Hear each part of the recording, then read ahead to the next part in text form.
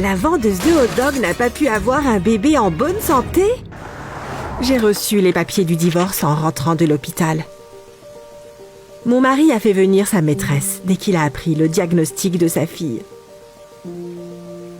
Mais ce n'était que le début. Tu as pris tout l'argent, elle va mourir sans médicaments!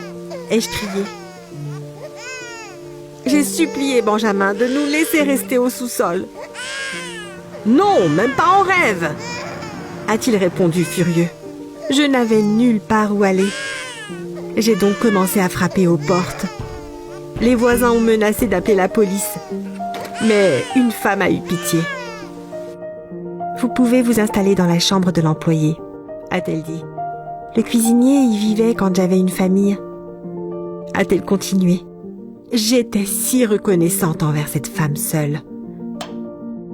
Je travaillais jour et nuit pour garder ce toit au-dessus de nos têtes. Je nettoyais, cuisinais et m'occupais du jardin. Mais j'avais besoin d'argent pour ma fille et moi. Je faisais des hot-dogs que je vendais dans un village huppé près de la mer. À l'aube, je chargeais mon vélo et j'y allais en pédalant.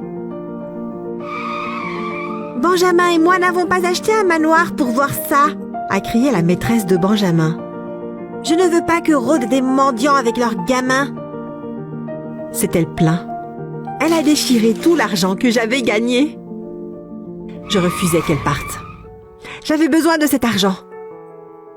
Je t'en prie, j'ai besoin d'argent pour payer la rééducation de ma fille. Ai-je supplié. Elle a renversé son smoothie végétal sur ma tête. Détends-toi, a-t-elle ri en me regardant. J'ai essayé d'atteindre le manoir quand j'ai vu les rideaux bouger. Je veux voir Benjamin, c'est aussi sa fille. Et je dis, tu as accouché d'une handicapée, va vendre tes hot-dogs. A-t-elle hurlé. Mais pas près de notre manoir. Dehors! A aboyé Irène. Elle a cassé mon vélo avant de monter dans sa voiture de luxe. Nous allons avoir un bébé en bonne santé. Ta fille était une erreur. J'ai frappé sa voiture avec mes poings et elle est partie dans un nuage de fumée. J'ai frappé la porte du manoir, mais Benjamin a appelé la sécurité. Ma fille et moi avons été chassés du village de luxe. J'ai porté mon vélo et mon bébé sur 10 kilomètres. Quand nous sommes rentrés, la propriétaire m'a montré un bracelet. Tu pourras en tirer beaucoup d'argent et tu pourras payer le traitement de ton bébé. Ma fille allait mieux et j'ai enfin trouvé un emploi à temps partiel.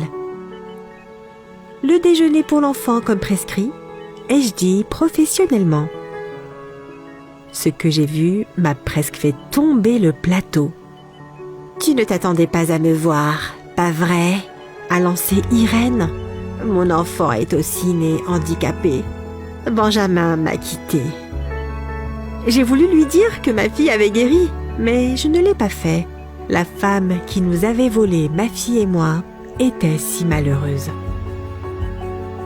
Les conséquences de nos actions peuvent arriver plus tard, mais elles arriveront forcément. J'ai déjà été punie. Je suis allée les voir, son fils et elle, lors de mon 2e service. Si nous nous unissons, ce sera plus facile de récupérer l'argent volé par Benjamin. Nous avons récupéré ma maison et le manoir d'Irène.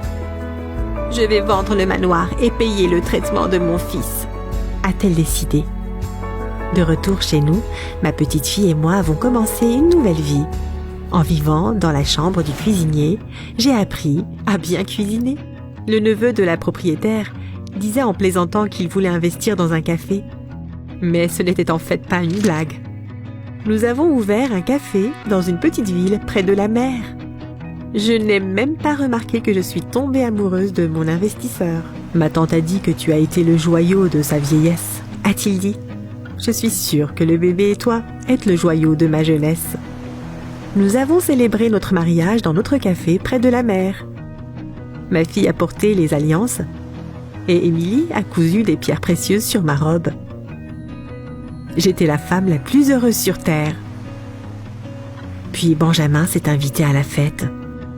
Ma fille a enclenché le bouton de la sécurité et Benjamin est sorti de notre vie pour toujours.